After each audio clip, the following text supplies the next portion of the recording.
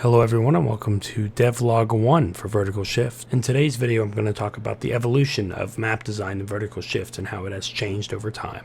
If you have already played Vertical Shift, then you might be familiar with the jetpack and the grapple gun. Those are our two main mechanics that help the player traverse our worlds. When these mechanics were originally designed, we knew we wanted to use them to traverse large cities and buildings. We ended up creating a small scene with red and blue buildings and floating spheres that we could use to grapple from point to point to test out these mechanics. After we got a hold on our core mechanics, we decided to build a few other maps. One of those maps included our original tag map, which was one of our first maps taking advantage of the game mechanics that we built. This map had several iterations. Over each iteration we would adjust parts of the map to create a better game flow. On one of our iterations, we concluded that we had too much dead air in the top of the map area, allowing players to just hang out in the map and not actually explore the bottom parts during a round. During our test sessions, we would see that players would hang out in the top of the map and never actually fly around the bottom. To counteract this, we added pipes and clouds to the top of the map. This would make the player have to change their distance from the floor more often than before. Our next map added to the map pool is called Tag HQ. This map was made several months after the original tag map.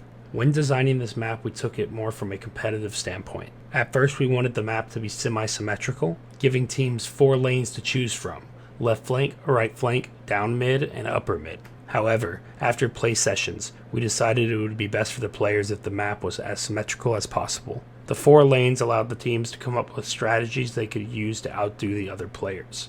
However, with that being said, we found some complications with the upper tunnels. When you saw another player enter a tunnel, you had absolutely no idea where they were going, and that caused problems. Therefore, we decided to split up the 2 tunnels to make it more predictable when you saw teams flying around the map.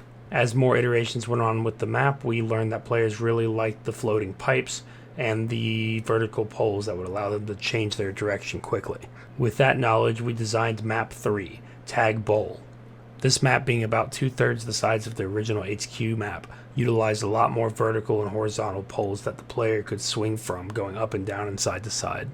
In this map, we raised the height of the ceiling to allow players to utilize the horizontal poles in the center of the map. This allowed for players to change their distance from the floor rapidly, overall creating a simple map to look at, yet allowing for complex game flow. That's all the secrets for today. Hopefully you enjoyed the first devlog of Vertical Shift.